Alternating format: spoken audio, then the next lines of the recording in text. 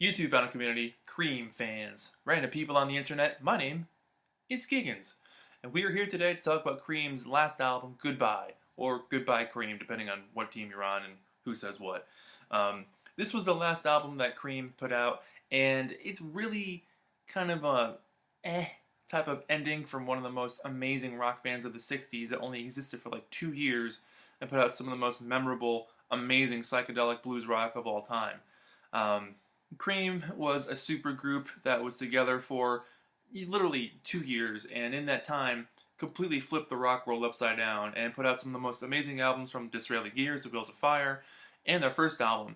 So to hear them put out something like this is kind of like kind of a lame thud of an ending. It's not the worst thing they've ever done, and there is some cool moments on it for sure. But coming from the Cream of before, this is not their best material at all.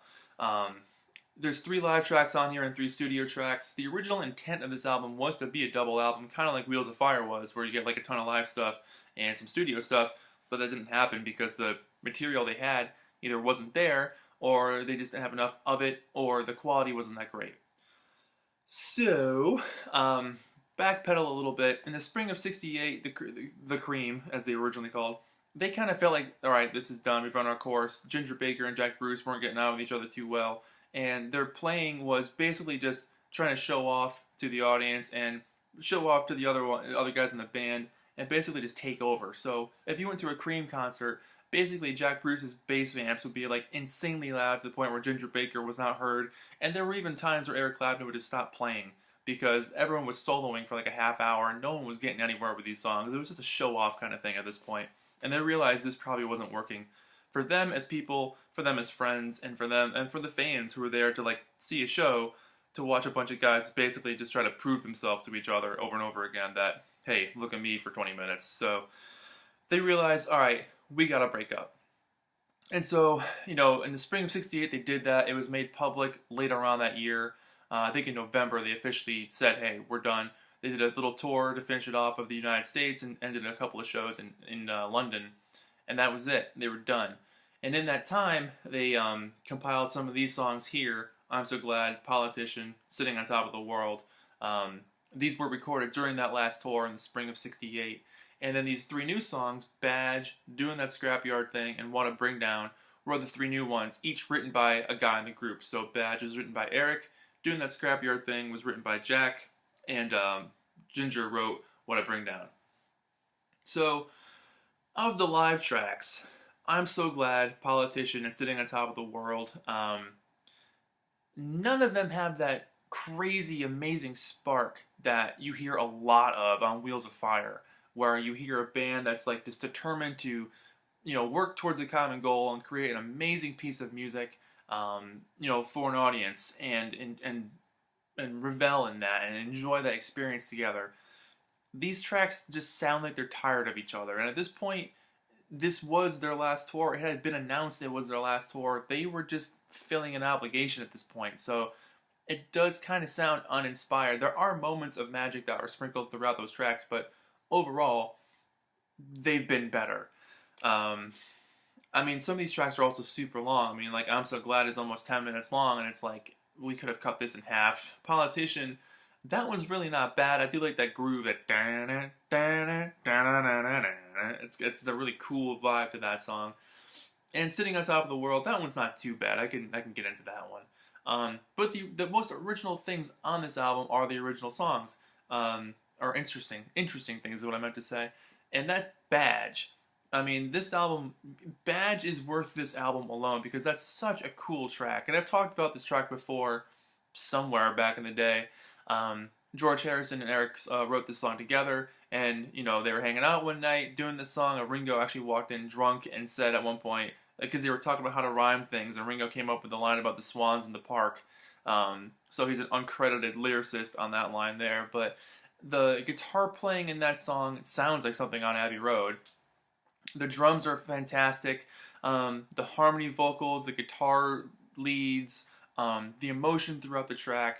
It's really an amazing song, and it's a shame to think this is the end, because who knows what they could have done had they stayed together and had they worked their differences out and kept going, because that song in particular signaled a change in their sound for sure. It doesn't sound like anything else they had done before that, and in a good way, and it worked for them. They were comfortable with that feeling. It doesn't sound like Sunshine of Your Love. It doesn't sound like White Room. I mean, it sounds like its own thing, which could have led to a next phase of Cream. Who knows what would have happened? But that song in particular is just amazing and worth this album on its own. Doing that scrapyard thing, this is a very interesting track. I mean, Jack's vocals on it are very, very spirited and lively. He's really into this song. But it sounds so far removed from Cream as a band, whereas Badge sounds removed but a band re-energized. This song doesn't sound like Cream at all. It just sounds like they got together with a song idea and kind of put it together, and that was it. That said, it's really not bad. I do like the falsetto vocals that happen throughout this thing. I like the piano fills throughout this track. As for having a different vibe of earlier Cream songs, it's still an interesting song, but it doesn't sound like Cream, you know? And then What a Bring Down, Ginger wrote this one, and this track is more of that new sort of sound. Again, who knows where Cream would have gone if they'd stayed together as a band, but I love the wild guitar tone on this song. I like the start and stops, I like the cymbal fills, I like the wah-wah effects, and Jack's lead vocals on it really are excellent. Jack plays organ and piano on this thing, and like I said before, Ginger wrote this one.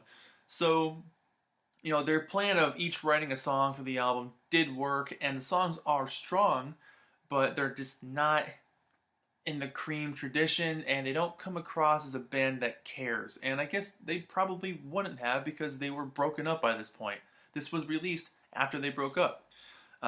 It came out February of 1969. It hit number 2 in the US, number 1 in the UK. So it did really well in the charts, because Cream were a humongously, largely selling band. I mean, they were super popular. But yeah, it's not their best album. I don't know how essential it is at all, beyond Badge. I mean, that's easily one of their best songs of all time. This happens to be some sort of early reissue. I'm putting this somewhere in the early to mid-70s. It's got this, like, collector's edition stamp on the top, and it's still in the shrink wrap. I mean, it's open on the side, so you can't open the gatefold. But the original gatefold had, like, a tombstone with the song names on it to show that the band was done. I've thought about, like, actually continuing to open this, but it looks so nice in the shrink wrap, I'm just going to leave it there. So, here's the back cover.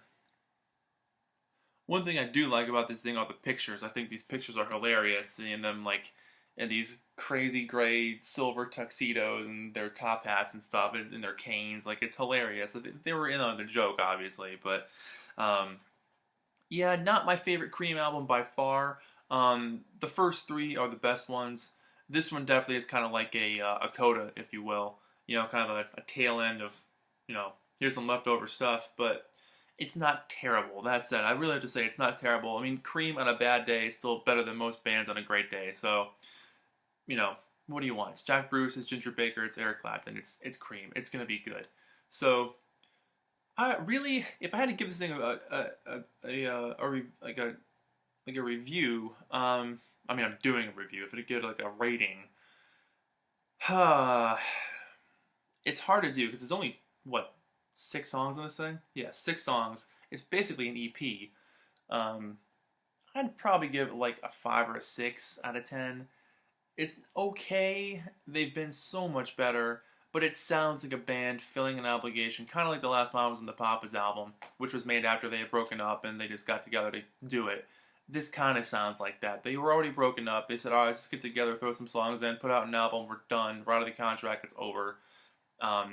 This album was worth the song Badge alone, so that's that. I'm giving it a 6. My name is Giggens. This has been Cream. Goodbye. Goodbye, Cream. And I'll see you guys in the next video. Thank you so much for watching, and that's it. More Cream albums to come. I can't believe I haven't talked about them yet, so here we go. That's it. Bye-bye.